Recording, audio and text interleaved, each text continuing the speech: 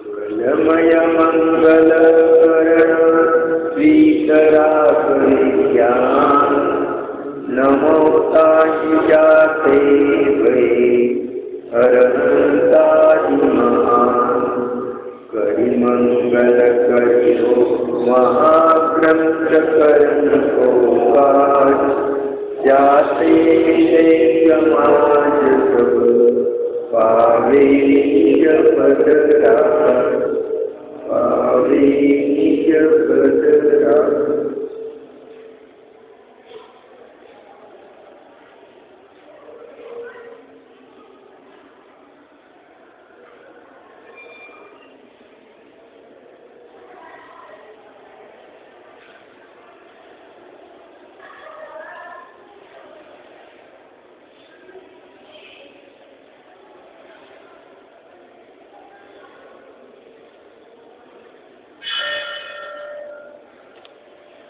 मोक्ष मार्ग प्रकाशक आचार्य कल्प पंडित चौरंगजींनी दिलेला हा ग्रंथ।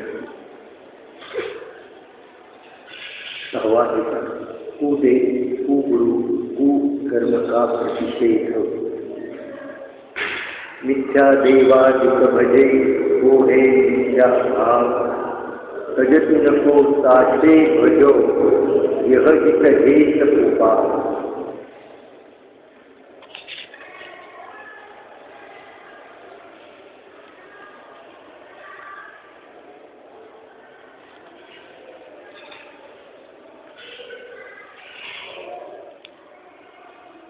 चौथ्या अधिकाराचं मंगलाचरण दिलं होतं।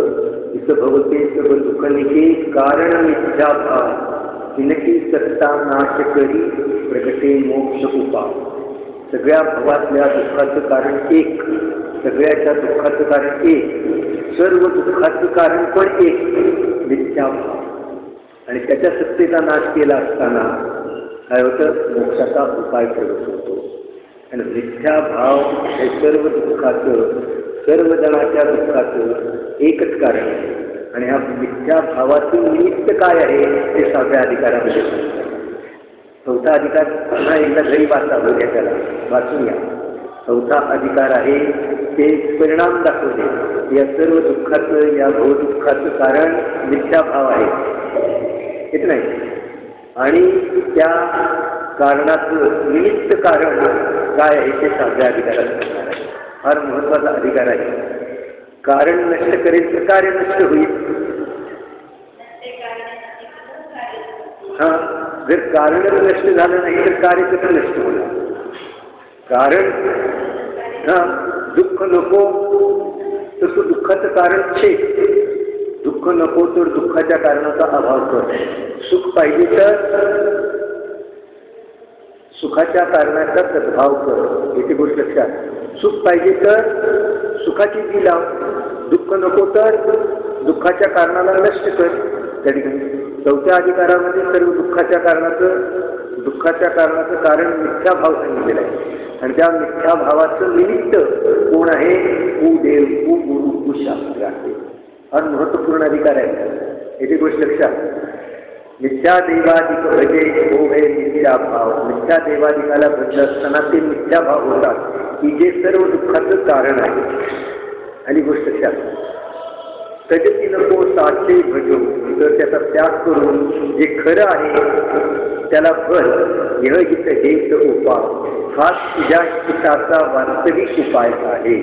ज्याला आपलं हित कळतं, अहित कशात आहे आणि हित कशात आहे हे कळतं, कोणाचं? आपलं, शरीराचं नाही। शरीर आपण नाही। आणि लक्षामध्ये आपण कोण आहोत ते पहिले निर्णय करा। प्रायः बहुतेक जीव 99.99% जीव शरीरालाच आपण मानून बसलेले असतात। शरीर तर भिन्न आहे। आलं लक्षामध्ये? अज्ञानी वेड्याप्रमाणे त्याची स्थिती असते। अज्ञानी वेडा आहे ना, तसं या ठिकाणी पांढऱ्या रंगाचं कपडा धारण करेल तर मी पांढरा झालो, हिरव्या रंगाचं वस्त्र धारण केले की मी हिरवा झालो, त्या ठिकाणी निळ्या रंगाचं वस्त्र धारण केले की मी निळा झालो, तसं या ठिकाणी मी मनुष्य शरीर धारण केले की मी मनुष्य झालो, तिर्यंचे शरीर धारण केले की मी तिर्यंचे झालो, नारकी शरीर धारण केलं, हत्तीचं शरीर धारण केले की मी हत्ती झालो, स्त्रीचं शरीर धारण केले की मी स्त्री झालो. असं कोण मानतो? तो वेडा मानतो पांढरे शरीर वस्त्र घातलं. तसा अज्ञानी आहे तो शरीराला जीव मानतो. किती जीव मानतात? असे 99.99%. त्यात आपण नाही.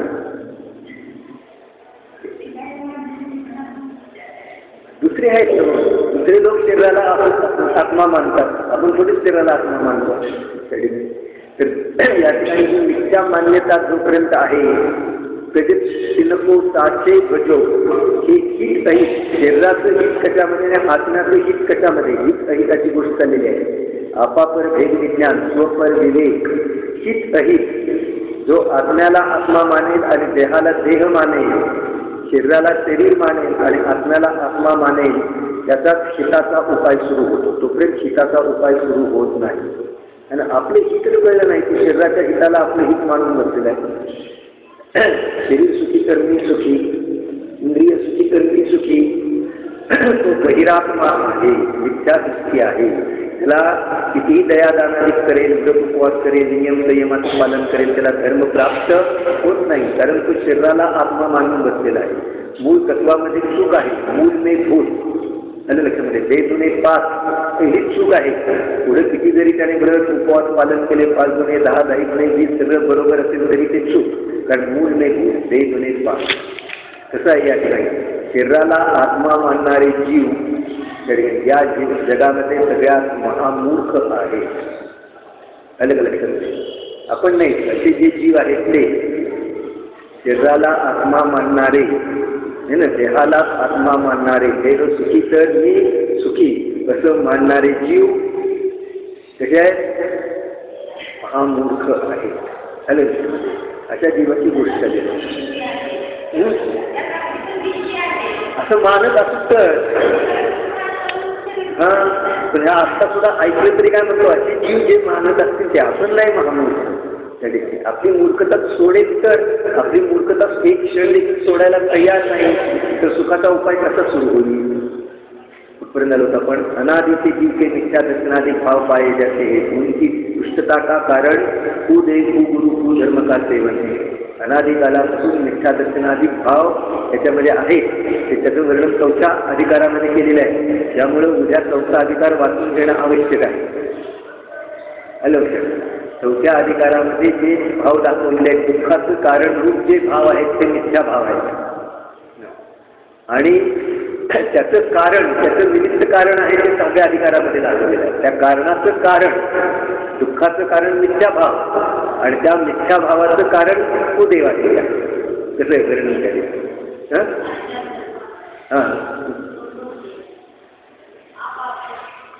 हां आहे की आपण अष्टक तो अधिकार वाचून येऊ द्या. 77 पानावर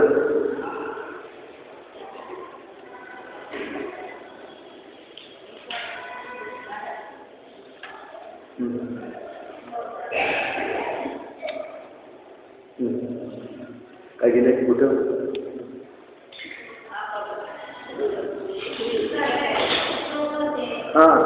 प्रथम तो दुख दूर करने में आपा पर ज्ञान का अवश्य होना चाहिए.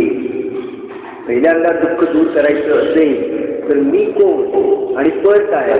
शरीर जे पर आहे त्याला स्व मानून बसलेलं आहे. घरदार स्त्रीपत्रादी जे पर आहे त्याला आपलं मानून बसलेलं आहे. आणि आपला आत्मा तो आपला आहे माहीतच नाही.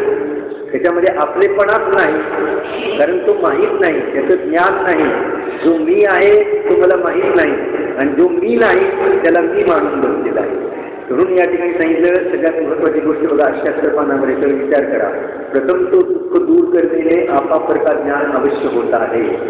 प्रथम तर दुःख दूर करण्यामध्ये आपापराचं ज्ञान अवश्य असलं पाहिजे. पहिल्यांदा दुःख त्याला दूर करायचंय. हा जीव करत नाही, ऐकतो वाचतो, पण जी मूळ गोष्ट आहे ती करत नाही. पूजन करेल, उपवास करेल, तीर्थयात्रा करेल, दान देईल, अजून काय करायला उठबस करायला सांगितलं उठबस करेल, काही पण करायला सांगेल, शीर्षासन करायला सांगितलं शीर्षासन करेल, परंतु ज्ञान करण्याची गोष्ट ही त्यावेळेला ही गोष्ट आपल्यासाठी नाही. ही गोष्ट कोणासाठी आहे? महाराजांसाठी. ही गोष्ट कोणासाठी? पंडितासाठी, विद्वानासाठी. अरे ही गोष्ट आपापर ज्ञान, तू ज्ञानवाला आहे ना, ज्ञानवाला असून तू ज्ञान करत नाही ही तुझी मूर्खता त्या ठिकाणी. तू ज्ञानवाला आहे तर तुला ज्ञानाची क्रिया सांगताय, तुला हमालीची क्रिया सांगत नाही.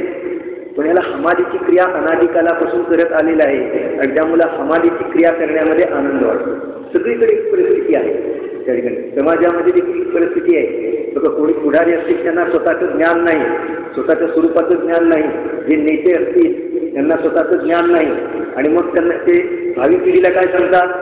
हे कर, ते कर, ते अंतर, हे आठ, ते आठ, अमुक कर, तमुक कर. आणि त्यांना वाटतं आपण धर्म केला, धर्माचं कार्य केलं, समाधीची कार्यक्रम करायला लावतात. ज्ञानाचं कार्य कोण करायला लावतं सांगा तरी? कोण सृष्टी आहे त्याला ज्ञान आहे त्या ठिकाणी. जर त्याला ज्ञान नसेल तर तो समाजाला, समाजातल्या पिढीला काय करायला लावेल? समाधी करायला लावेल. आणि समाज पण असा आहे की समाधी करण्यामध्ये आनंद मानेल, ज्ञान करण्यामध्ये आनंद कोणाला येईल त्या ठिकाणी. बस हे केलं मी, ते केलं मी, इकडं पळालो मी, त्याला आमंत्रण देऊन आलो, त्याचा सत्कार केला, त्याला हार घातला, माझा सत्कार केला, अमुक केलं. अरे तू काय केलं? कोणाचा सत्कार केला? देह तुझा आहे, खूप नाव तुझं आहे. तुझी शरीराची राख झाली त्याबरोबर नावाची तर त्याच्या आधी राख झाली. नामकर्माच्या उदयात नाव होतं, कुठे राहिलं तुझं नाव? पण माझं नाव, माझा फोटो लावला, मला हार घातला, माझा सत्कार केला. तुझा फोटो आहे, फोटो तुझा असतो, फोटो शरीराचा आहे. त्या फोटोमध्ये हा किती अडकतो? माझा फोटो काढला, माझा फोटो यायला पाहिजे, माझा फोटो आला नाही. तुझा फोटो कुठं आहे? तू अमूर्त चैतन्यमय जीव आहे, काही ज्ञान नाही, आपापर विवेक नाही. म्हणून इथं पहिलं वाक्य चौथ्या अधिकारामध्ये डॉक्टर त्या ठिकाणी 78 पानावर, प्रथम तो दुःख दूर करने में आपापर का ज्ञान अवश्य होना चाहिए. प्रथम तर दुःख दूर करण्यामध्ये आपापराचं ज्ञान अवश्य असलं पाहिजे. स्वतः पहा, पहिल्यांदा स्वतः लक्ष द्या त्या ठिकाणी आणि स्वतः ग्रहण करा. सगळे येण्याच्या आधी पहिली महत्त्वाची गोष्ट सांगितली की चौथा अधिकार सगळ्यांनी वाचून या. कारण चौथ्या अधिकारामध्ये काय सांगितलं होतं? पुन्हा आता सांगावं लागतंय. अजून तुला लक्ष नाही, इकडे तिकडे बोलण्याकडे लक्ष आहे. स्वतः लक्ष द्या, ऐकणाऱ्याचं आणि सांगणाऱ्याचं पण लक्ष विचलित करून. जे जितके लक्षपूर्वक ऐकतील तितकं सांगणाऱ्याला सांगण्यामध्ये उत्साह येईल. आणि तुम्ही स्वतःचं सांगत बसलाल, मी कशाला सांगतो, मी कोणाला सांगतो? माझं पण चित्त विचलित, आपलं पण चित्त विचलित, दुसरे पाहणाऱ्यांचं पण चित्त विचलित त्या ठिकाणी. चौथ्या अधिकाराचं मंगलाचरण सांगितलं होतं, ईश भवते सब दुःखनिके कारण मिथ्या भाव. सर्वाच्या दुःखाचं कारण एक आहे, नरे सर्व दुःखाचं कारण एक. स्वर्गातल्या जीवाच्या दुःखाचं, नरकातल्या जीवाच्या दुःखाचं कारण, मनुष्याच्या दुःखाचं कारण, श्रीमंताच्या, गरीबाच्या, रोगी निरोगी जीवाच्या सर्वाच्या दुःखाचं कारण मिथ्याभाव. बरोबर आहे, एक मिथ्याभाव. हा मिथ्याभाव आहे तो दुःखाचं कारण. हा मिथ्याभाव सगळ्यातला निघून गेला तर सगळे जीव सुखी.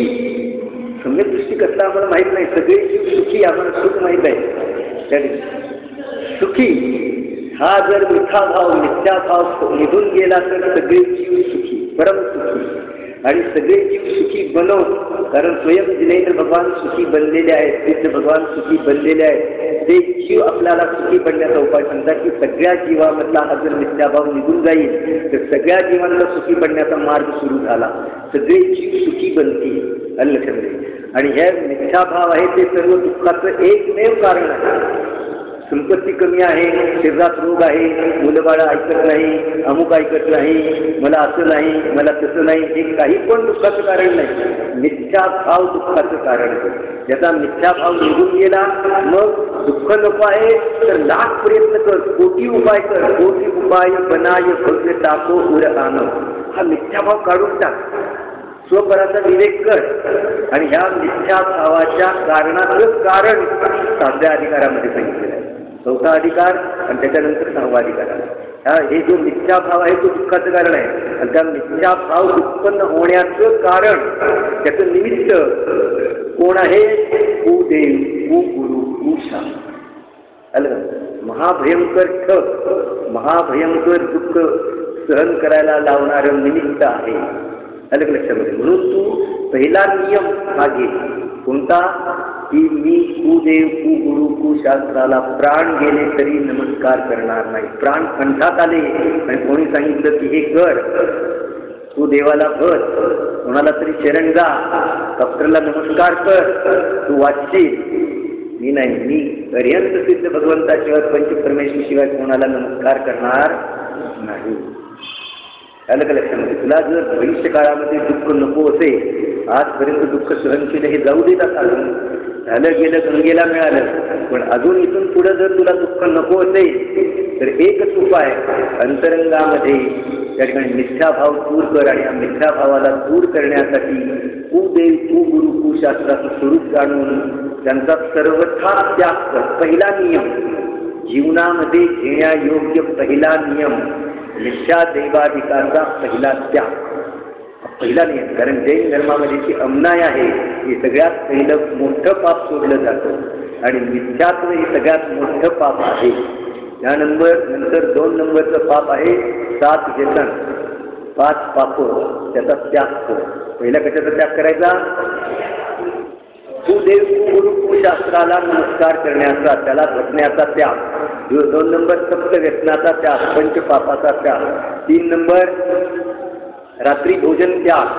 4 नंबर कंदमूळ त्याग. मग त्यानंतर तुम्हाला कोणता त्याग करायचा आहे ते करा. पण हे एवढा त्याग झाल्यानंतर बाकीचा किती पण त्याग करेल, घर सोडेल, कपड्याचा पण त्याग करेल, स्त्रीपुत्राचा पण त्याग करेल, राजपाट त्याचा पण त्याग करेल, 6 खंड पृथ्वीचा त्याग करेल, 0. काही कामाचं शून्य. पहिले मूळ पाप, हे पापाची कारण 4 शाबूत ठेवले ना, आणि सगळं हे सोडलं, सगळं 6 खंड पण सोडून गेले, हे कपडा लत्ता पण सोडला, स्त्रीपुत्र पण सोडले, जंगलात जाऊन राहिलो, काही नाही, तुला काही नाही, शून्य त्याची किंमत. काही सुद्धा प्राप्त होणार नाही, त्याचं फळ काही पण मिळणार नाही. सगळ्यात पहिल्यांदा जीवनामध्ये घेण्याचा पहिला नियम, मिथ्या देव गुरु शास्त्राचा त्याग करा. त्यांना भजण्याचा, त्यांना वंदन करण्याचा आणि त्याच्या संबंधीचा पहिला त्याग स्वतः करा. स्वतःच्या सान्निध्यात येणाऱ्या जीवांचा, त्यांचं भलं व्हावं असं वाटत असेल, कोणाचं? आपल्या मुलाबाळांचं भलं व्हावं असं वाटत असेल तर त्यांना पण हा अवश्य उपदेश द्या. कशाचा? मिथ्या देवाधिकाचा त्याग करण्याचा उपदेश द्या.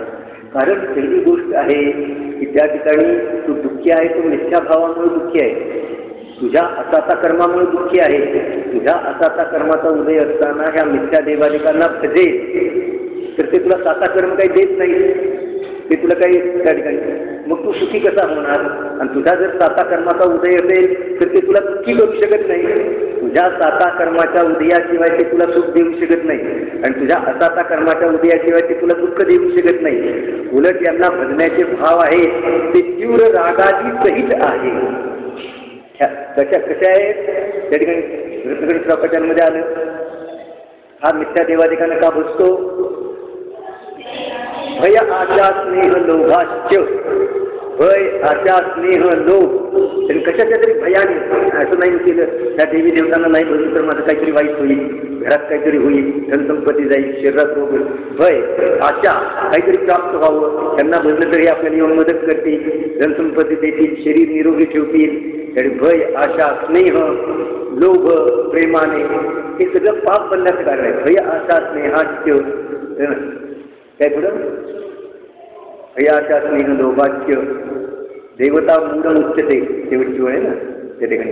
देव मूढ आहे, देवामध्ये त्याला मूर्खता आहे त्या ठिकाणी. म्हणजे साताचा उदय आल्याशिवाय आपल्याला सुखी करू शकत नाही, असाताचा उदय आल्याशिवाय ते दुःखी करू शकत नाही. आणि यांना भजण्याचे भाव आहे ते तीव्र राग, द्वेष, भय वगैरेने सहित असल्या कारणाने, कशाय सहित असल्या कारणाने पाप बंधाचं मुख्य कारण आहे. त्यांना भजल्याने पुण्यबंध पण होत नाही. आलं लक्षामध्ये? पापबंधच होतो. उलट यांना भजण्याचे वर्तमान काळामध्ये जे भाव आहे ते पूर्व पुण्याचा क्षय करतात. पूर्व पुण्य जे इंद्रियात येते ना त्याच्यामध्ये संक्रमण करणारे आहेत. आलं लक्षण शास्त्रामध्ये गोष्ट सांगितली पूर्व पुण्याचा क्षय करणारे आहेत. लक्ष देऊन ऐका त्या ठिकाणी पूर्व पुण्याचा क्षय करणारे आहेत त्या ठिकाणी. म्हणून पहिला नियम जीवनामध्ये घेण्यायोग्य पहिला नियम मी पंचपरमेष्ठी शिवाय कोणालाही नमस्कार करणार नाही. कंठामध्ये प्राण आले, शरीरामध्ये खूप वेदना व्हायला लागल्या आणि कोणी येऊन सांगितलं हे कर ते कर असं कर तर ते त्याला शरण जा, औषधामुळे बरा होतील डॉक्टरमुळे बरा होतील. मी शरण जाणार नाही, सहन होत नाही म्हणून घेईल पण मी औषधामुळे बरा होत नाही. आलं लक्षामध्ये स्वद्रव्य मला सुखी दुःखी करण्यामध्ये समर्थ नाही. कोणीही या जगामध्ये कराचं कर्तृत्व मला मान्य नाही कारण ही जिनेंद्र भगवंताची आज्ञा आहे. कुदेव कोण? जो परद्रव्याला हित अहितकारक मानतो, मानण्याचा उपदेश देतो तोच कुदेव. कारण पराच्या द्वारे आपलं हित पण नाही आणि अहित पण नाही. आपलं हित आपल्याच परिणामाच्या द्वारे. जो जिनेंद्र भगवंतांना देखील हे माझं हित करणारे आहेत अहित करणारे आहेत असं मानून कुदेल तर त्याची मान्यता पण कुदेवाप्रमाणे. जिनेंद्र भगवान कुदेव नाही. कोणी म्हणेल त्या ठिकाणी जिनेंद्र भगवंतांना जर करता धरता मानेल हे माझं हित करणारे आहेत अहित करणारे आहेत असं मानेल तर जिनेंद्र भगवान कुदेव होतील काही? जिनेंद्र भगवान तर सुदेव आहेत. परंतु तुझी मान्यता इतर धर्मियाप्रमाणे की हे इतर धर्मीय जसा मानतो की माझं भलं करणारे आहेत शंकर विष्णू महेश गणपती हे माझं अहित करणारे आहेत तशी तुझी मान्यता इतर देवाप्रमाणे असल्या कारणाने तुझी मान्यता मिथ्या. आणि लक्षामध्ये आणि ती अनंत दुःखाचं कारण आहे. तू तुझी मान्यता बदल की हे वितरागी भगवान हे सर्वज्ञ भगवान देखील मला सुखी दुःखी करणारे नाही. यांना निमित्त करून जर मी माझे परिणाम निर्मळ करेन शुद्ध करेन वितरागी करेन तर मी स्वयं माझ्याच परिणामाने सुखी होणार आहे. इतकी स्वतंत्रता जैन धर्मामध्ये. मी सुखी होईल तर मी माझ्याच परिणामाने होईल, मी दुःखी होईल तर माझ्याच परिणामाने होईल. पण सुखी होईल त्यावेळेला मला माझे परिणाम सुधारण्यामध्ये कोण निमित्त असेल? जिनेंद्र देव निमित्त असतील, पंचपरमेष्ठी निमित्त असेल. मी माझे परिणाम बिघडून दुःखी होईल तर त्यावेळेला कोण निमित्त असेल? कुदेव कुशास्त्र कुगुरूच निमित्त असतील, दुसरे कोणी निमित्त असणार नाही. अशा प्रकारे निमित्त उपादानाचं यथार्थ ज्ञान असणं पण आवश्यक आहे. अन्य मत अन्य मतों में जिनके सेवन से मुक्ति का होना कहा है झालं तथा व्यंकनाथ चालले का 169 पाठ. इसलिए कुदेव के सेवन से परलोक में भरा नहीं होता. कुदेवाच्या सेवनाने या लोकांमध्ये कोणत्या जीवाचं भलं होताना दिसत नाही होत नाही आणि परलोकामध्येही कोणाचं भलं झाल्याचा उल्लेख नाही. येथे गोष्ट लक्षात. कुदेवादिकाच्या सेवनाने या लोकांमध्ये पण त्याचं भलं होत नाही आणि परलोकामध्ये पण भलं होत नाही. उलट त्याच्या इच्छा वगैरे तृष्णा वगैरे राग द्वेषादिक वगैरे तीव्र असल्या कारणाने पापबंधच होतो. यंत्रादिक का स्वरूप और उनके पूजन का निषेध तथा बहुत से जीव इस पर्याय क्रम शत्रुनाशादिक व रोगादिक मिटाने धनादिक की व पुत्रादिक की प्राप्ति इत्यादि दुख मिटाने व सुख प्राप्त कराने के अनेक प्रयोजन सहित कुदेवादिक का सेवन करते हैं. ते कुदेवादिकाचं सेवन करतात ते कोण करतात? पहिले त्याला सांगितलं या ठिकाणी की इस पर्याय संबंधी त्याचं लक्ष आहे त्या पर्यायाकडे आहे, अवस्थेकडे आहे, शरीराकडे आहे. त्या ठिकाणी शरीराला आत्मा मानतात असे जे जीव आहे तेच तू देवाला म्हणतात. म्हणून तर जिनेंद्र भगवंताने सांगितलं तू देह नाही, तू आत्मा आहे, तू चैतन्य देव आहे, तू माझ्याप्रमाणे आहे. अशा प्रकारे पहिले निर्णय कर. ज्या जीवाला हा निर्णय नाही आणि शरीराला आत्मा मानणारे जीव आहेत ते कुदेवाला बदलले जातात. कारण जिनेंद्र देव काय तिचं शरीर नीट ठेवत नाही. मग कोण ठेवतील? कुदेव ठेवतील. कुदेवामध्ये एवढं सामर्थ्य आहे. कुदेव त्यांचं शरीर नीट ठेवू शकत नाही तर तुझं शरीर कसं नीट ठेवतील? कुठं दिसतंय? हां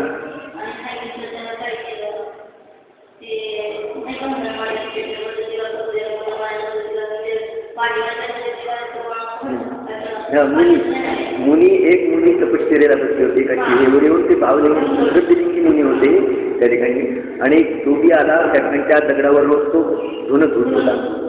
आणि ते मुनींना म्हणला उठा, असं मला धुणं धुवायची वेळ झालेली आहे, मला वेळ होतोय. 10 वेळा त्यांनी विनंती केली तर ती मुनी उठेनात, ते ध्यान धरून बसले होते ना त्या ठिकाणी. काही उठेनात म्हणला, त्याने त्यांना हाताला धरून ओढलं त्या ठिकाणी. त्याच्या जटापटीमध्ये त्यांची सुरू झाली. त्या जटापटीमध्ये त्या डोक्याचं जे वस्त्र होतं ते पण सुटून गेलं त्या ठिकाणी. आणि मग मुनी काय विचार करतायत त्या ठिकाणी. मी शास्त्रामध्ये असं वाचलं की ज्यावेळेला धर्मावर संकट येईल, धार्मिक जीवावर संकट येईल, त्यावेळेला कोणी देवी देवता वगैरे येऊन मदत करतात. मला कसं काय कोणी मदत करत नाही. त्यावेळेस ती एक वनदेवता होती. ती म्हणाली की मी इथं मदत करायला आले, पण मला इथं लक्षात येणं मुनी कोण आणि धोबी कोण आहे. कारण दोघंही रागमग्न आणि दोघंही वस्त्ररहित, दोघंही नग्न आणि दोघंही रागमग्न. मी कोणाला मदत करू. यातला एक जीव जरी रागरहित असता तर मी त्याला मदत केली असती त्या ठिकाणी. तर त्या ठिकाणी याच्यातून तात्पर्य मदत करतात असं नाही या ठिकाणी. मग मदतीला येतात शास्त्रामधल्या सगळ्या कथा वाचा. सगळ्या ज्याचा पुण्याचा उदय असेल त्याला ते मदत करताना दिसतात, ते निमित्त पडतात. पण पुण्याच्या उदयाशिवाय ते मदत करत नाही. आणि ते कोणाला करतात, जिनेंद्र भक्तालाच मदत करतात असं सर्व कथेमध्ये दिसते. हिनकथा संग्रह वाचला ना, हिनकथा संग्रहामध्ये किती कथा आहे. रविवार व्रताची कथा आहे. सगळ्या मी कथा सांगतो, त्याच्यामध्ये एक रविवार व्रताची कथा आहे. रविवार व्रताच्या कथेमध्ये घ्या त्या ठिकाणी. त्याने जिनेंद्र भगवंताचे अनन्य भावाने स्तवन केले. त्या वेळेला पाताळातील धर्मेंद्राचे आसन कंपायमान झाले. त्याने पद्मावतीला आज्ञा दिली, जा कोणीतरी जिनेंद्र भक्त संकटात पडलेला आहे, त्याला जाऊन मदत कर. त्याने पद्मावतीची अनन्य भावाने स्तवन केले असं नाही, त्याने जिनेंद्र भगवंताचे अनन्य भावाने स्तवन केले. त्यावेळेला त्या ठिकाणी धर्मेंद्राचं आसन कंपायमान. जिनेंद्र भगवंताचं असं वाक्य ऐकले बघा.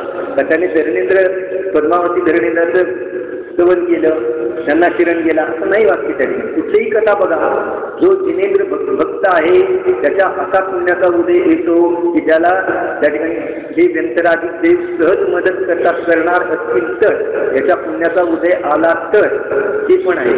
कारण याच्याच परिणामाने ती मदत होणारी आहे त्या ठिकाणी. दुसऱ्या कोणामध्ये नसते. जैन व्रतकथा संग्रहामध्ये 25 कथा आहेत. 25 त्यापैकी 24 कथा स्त्रीवर असतात, एकच कथा पुरुषावर. स्त्रिया भावूक असतात. आणि लगेच काही सांगितलं की ग्रहण करणार, विचार न करता बुद्धी कहाणी टाकून नाही असं केलं पाहिजे. पण तिला पण सांगणार करा तर तुम्ही एकदा बघा तर दोरा बांधून हातामध्ये त्या ठिकाणी काय अशा पद्धतीच्या असतात त्या ठिकाणी. त्यामुळं त्या ठिकाणी 24 कथा स्त्रीवर आहे. झालं लक्षात. असं नाही समजायचं त्या ठिकाणी सगळ्या स्त्रिया अशा असतात बरं का. पण स्त्री आहे ही 3 पर्याय समजली गेलेली आहे. कारण की आपली बुद्धी चालवत नाही काय. मग आम्ही सगळ्या स्त्रिया असं म्हणत नाही. सीता अंजना वगैरे आहेत ज्या आपली बुद्धी गहाण न टाकतात, विचारपूर्वक काम करतात, त्या स्त्रिया सम्यक दृष्टी पण बनतात आणि ते आपल्या घर पण सुधारतात. पण ज्या स्त्रिया बुद्धी घाण टाकून दुनिया जशी पळते आहे तसे पळण्याचा भाव करतात, त्याच्यामध्ये मोठेपणा मानतात, त्याच्यामध्ये सुख मानतात, अलग लक्षामध्ये अशा मानणाऱ्या बहुत स्त्रिया असतात. आणि म्हणून स्त्री पर्याय 3 मानली गेली. अलग लक्षामध्ये बस दुनिया पळते, ह्याने हे केलं त्याने ते केलं, त्याप्रमाणे करा, असं करा तसं करा. बस त्या ठिकाणी दुसरं स्त्री हट्ट आहे ना, राजहट्ट, स्त्री हट्ट त्या ठिकाणी, बाल हट्ट, तसं हा स्त्री हट्ट म्हणून त्या ठिकाणी. आणि ते विपरीत मान्यतेमुळं घर बरबाद करून टाकते. म्हणून पहिल्यांदा विपरीत मान्यता दूर करा. विपरीत मान्यता दूर करण्यामध्ये खरे देव शास्त्र गुरु निमित्त आहे. पुण्याचा उदय जेव्हा पंचपरमेश्वरीचं स्वरूप जाणे, त्यांचे गुण जाणे, तर त्या निमित्तामध्ये सहज ते येणार आहे. जवळील पुण्याचा उदय कसा येतो, पापाचा उदय कसा येतो, त्या सगळ्या गोष्टी येणार आहेत. तर या ठिकाणी पहिली गोष्ट या ठिकाणी बहुत से जीव. कुठले जीव? बहुत से म्हणजे दुसरे जीव. इस पर्याय संबंधी शत्रुनाशाधिक व रोगाधिक मिटाणे, धनाधिकची व पुत्राधिकची प्राप्ती, धनाधिकाची प्राप्ती व्हावी, पुत्राधिकाची प्राप्ती व्हावी, शरीर नीट राहावं, माझं घर नीट चालावं, माझा संसार नीट चालावा इत्यादी दुःख मिटाणे व सुख प्राप्त करण्याचे अनेक प्रयोजन सहित इत्यादी अशा अनेक दृष्टांत रूपाने थोडेसे 4 घेतलेले आहेत. अशा अनेक प्रयोजन सहित हे सगळं प्रयोजन आहे ते तिथं आहे, खोटं आहे त्या ठिकाणी. कुदेवादिका सेवन करते, हे कुदेवादिकाचं सेवन करतात. कोणते कोणते त्यामध्ये त्या ठिकाणी थोडेसे दृष्टांत रूपाने घेतलेले आहेत. हनुमानादिक को पूजते है, देवियों को पूजते है, गणगौर गणपति गौरी वगैरह सांची आदि बनाकर पूजते हैं. चौथ शीतला दहाड़ी आदि को पूजते हैं. भूत प्रेत पितर व्यंतरादि को पूजते हैं. सूर्य चंद्रमा शनिश्चरादि ज्योतिषियों को पूजते हैं. पीर पैगंबरादि को पूजते हैं. गाय घोड़ा तिरंज को पूजते हैं. अग्नि जलादि को पूजते हैं. शस्त्रादि को पूजते हैं. अधिक त्याग करे. दृष्टांत रूपाने घेतलं. कोणी वह्या पूजत बसतं, पोया वह्या कागदाच्या, कोणी टाक गौ वगैरे ते पूजत बसतं, कोणी दुकान पूजत बसतं, कोणी गाड्यांना पूजत बसतं, गाड्यांना हार घालतं, तराजू काटा त्या ठिकाणी याला कोणी पूजत बसतं. हे अनेक आहेत. पंचपरमेश्वर शिवाय हे सगळे काही असे तिथे बघा. आता आपण कुठं आहोत त्या ठिकाणी किती मिथ्यात्व अंतरंगामध्ये लिहिते. कुळात उत्पन्न झाला आणि जिनेंद्र भगवंताच्या मार्गापासून किती दूर चालला आहे. इतर लोकांचं पाहून एकादेखी त्या ठिकाणी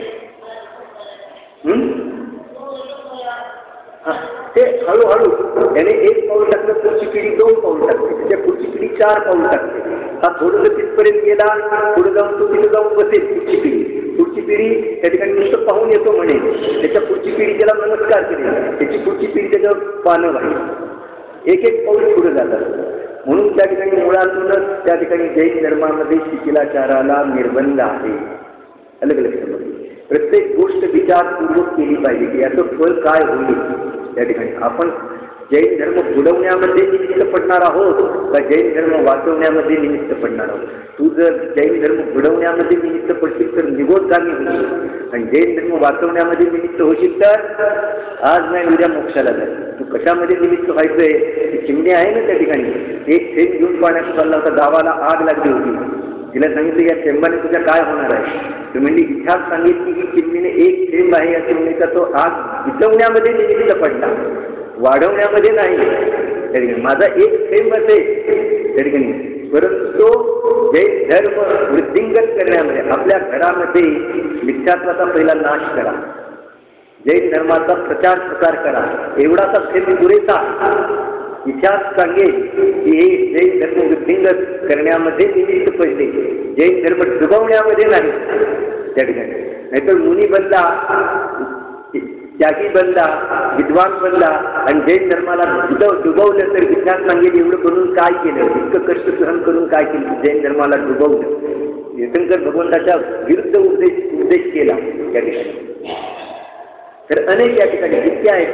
इत्यादी अधिक याच आहे.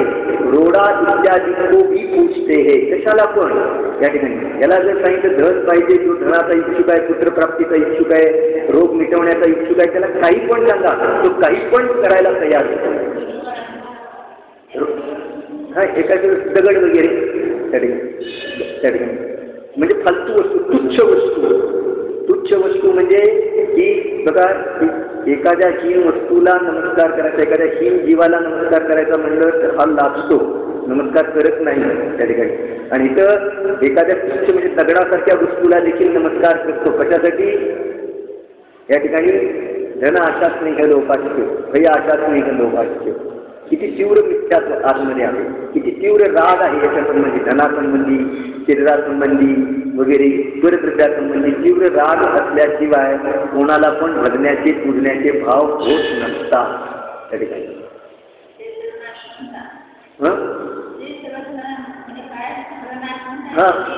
आणि ते आपल्यामध्ये काय पहिला महासिद्धांत काय की एक द्रव्य दुसऱ्या द्रव्याचं काही करत नाही, तो करतो. हीच अहितामध्ये अन्य द्रव्य कारणभूत नाही ही मान्यता जिनेंद्र भगवंताचा मूळ सिद्धांत आहे. की एक अणु एक परमाणू दुसऱ्या परमाणूचं काही करत नाही, एक द्रव्य दुसऱ्या द्रव्याचं काही करत नाही. अन्य द्रव्य मला सुखदुःखामध्ये कारणभूत नाही, अन्य द्रव्य मला सुखी करू शकत नाही, अन्य द्रव्य मला दुःखी करू शकत नाही. त्याप्रमाणे अन्य देवाधिक मला सुखी करू शकत नाही, अन्य देवाधिक मला दुःखी करू शकत नाही. चित अहिताचा विचार हा महासिद्धांत पहिले पुढे ठेवा. नाही या महासिद्धांताला घेऊन मग तो धनाची इच्छा का करेल? मला धन सुखी करतं, सोनं नाणं याच्यामुळे मी सुखी बनेल. मान्यता कुठे आहे? जैन धर्माचा सिद्धांत बाजूला ठेवला त्याने. तर द्रव्य मला सुखी करण्यामध्ये कारण. जिनेंद्र भगवान नमस्कार करायला जिनेंद्र भगवान काय सांगतायत? एक द्रव्य दुसऱ्या द्रव्याचा करता नाही, एक द्रव्य दुसऱ्या द्रव्याला सुखी दुःखी करत नाही. मग तुझं लक्ष कुठं आहे? मंदिरात आला तरी मला धन मिळेल, मला शरीर चांगलं मिळेल, मला सुंदर शरीर मिळेल आणि मी सुखी होईल. तू जिनेंद्र भगवंतांना नमस्कार करतो आहे का कोणाला नमस्कार करतो आहे? विचार करा ना. जिनेंद्र भगवंताचा मूळ सिद्धांत आहे की एक द्रव्य दुसऱ्या द्रव्याचं काही करत नाही. मी सुखी माझ्या परिणामाने, मी सुखी माझ्या सुखी माझ्या परिणामामुळे. ही दृढता अंतरंगामध्ये केल्याशिवाय जिनेंद्र देवाला नमस्कारच होऊ शकत नाही. परद्रव्याचं कर्तृत्व घेऊन जो नमस्कार करेल याची मान्यता कुदेवादिकाच्या नमस्कारासारखी आहे. ती गोष्ट लक्षात की मान्यता कशी आहे? असे सगळे लोक कुदेवाला नमस्कार करतात की हा देव माझं भलं करणार आहे, हा देव माझं बुरं करणार आहे. त्याची मान्यता असल्या कारणाने तीव्र पापबंधाचं कारण आहे. तुझं देव आहे वितरागी आणि तुझी मान्यता आहे खोटी, त्यामुळे तीव्र पापबंधाचं कारण आहे, पुण्यक्षयाचं कारण आहे. तुला त्या जिनेंद्र भगवंताच्या द्वारे पुण्य पण मिळणार नाही. पुण्य जे उदयात येणारं होतं ते पण रोखलं गेलं. अलग लक्षात. तो इस प्रकार कुदेवादिक का सेवन मिथ्या दृष्टि से होता है. हे कुदेवादिकाचं सेवन कशामुळे होतं? अशा प्रकारची मिथ्या बुद्धी असल्या कारणाने. चौथा अधिकार वाचा. मिथ्या भाव आहे ते दुःखाचं कारण आहे आणि त्या मिथ्या भावाचं कारण कुदेव गुरुशास्त्र. कारण हे कुदेव गुरुशास्त्रामुळं बघा, एक तर हा अनादी कालापासून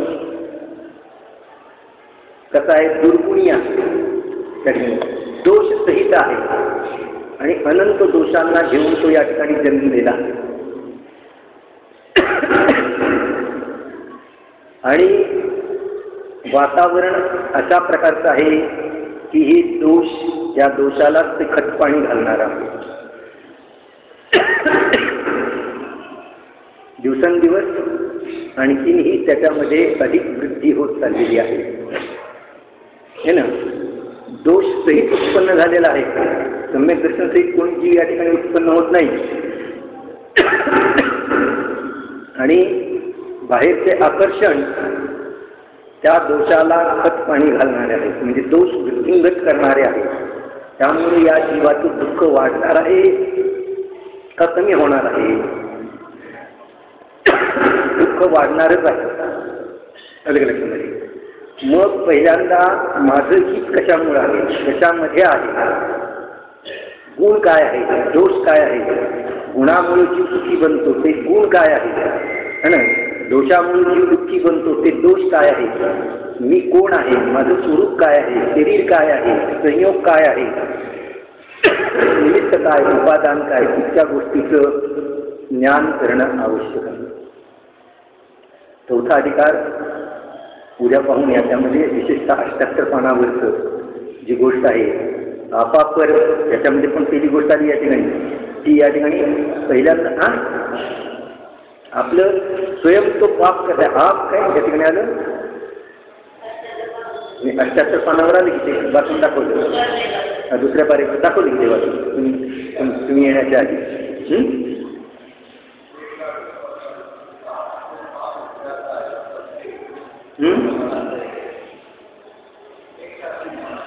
168 पान. हाँ, परंतु आपको पाप उपजता है और कहता है ईश्वर हमारा भला करेगा. हे एक वाक्य 78 पानावरचं ते वाक्य आणि हे वाक्याची कंपेअर करा. 78 पानावरचं ते वाक्य स्वतर विवेक नाही तुला, आणि इथं आप तो पाप उपजता है और कहता है ईश्वर हमारा भला करेगा. जिनेंद्र भगवंताच्या पुढे उभा आहे, चंद्रप्रभू भगवंताच्या पुढे उभा आहे आणि मान्यता अशी आहे की हे भगवान मला धन देतील, हे भगवान मला माझा संसार नीट चालवतील, हे भगवान मला सुखी करतील, भले काही देणार नाही पण हे भगवान मला सुखी करतील, ही तुझी मान्यता पापरूप आहे. तुला भगवंतांना विसरागी, भगवंतांना अकर्ता, भगवंतांना कर्ता बनवलं, तुला पाप लागेल ते पुण्य लागेल. हा, अरे कसले भगवान तुझ्या समोर आहे आणि तू त्यांना कर्ता बनवला, अकर्ता भगवान आहे तुझ्या समोर आणि तू त्यांना कर्ता बनवला, हे भगवान मला सुखी करतील.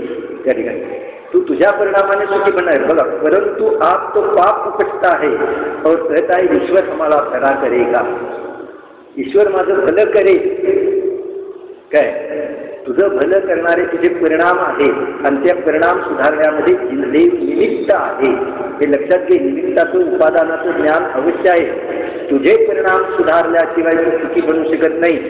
ते 6व्या पानावर येऊन गेले वाक्य की आपले परिणाम सुधारल्याशिवाय पर्यंत भगवान देखील, सिद्ध भगवान देखील स्वर्ग मोक्षाचे दाता नाही, हे वाक्य येऊन गेले त्या ठिकाणी. अरे का आपले परिणाम, त्या कुत्र्याला नमकार मंत्र दिला म्हणून तो कुत्रा 100 इंद्र झाला त्या नमोकार मंत्राने नाही, नमोकार मंत्राच्या निमित्तात त्याने परिणाम सुधारले. परिणाम जर सुधारले नसते तर तो यक्ष झाला असता का? मूळ गोष्ट आहे ती उपादान आहे. निमित्त कोण होतं? नमोकार मंत्र होता, निमित्ताचं ज्ञान करेल. हा न की क्रियेवर. जैन धर्म आहे तो परिणामावर अवलंबून आहे, क्रियेवर अवलंबून नाही. क्रिया 7व्या अधिकारामध्ये ही गोष्ट येणार आहे. क्रिया, परिणाम आणि अभिप्राय या 3 गोष्टीचं वर्णन.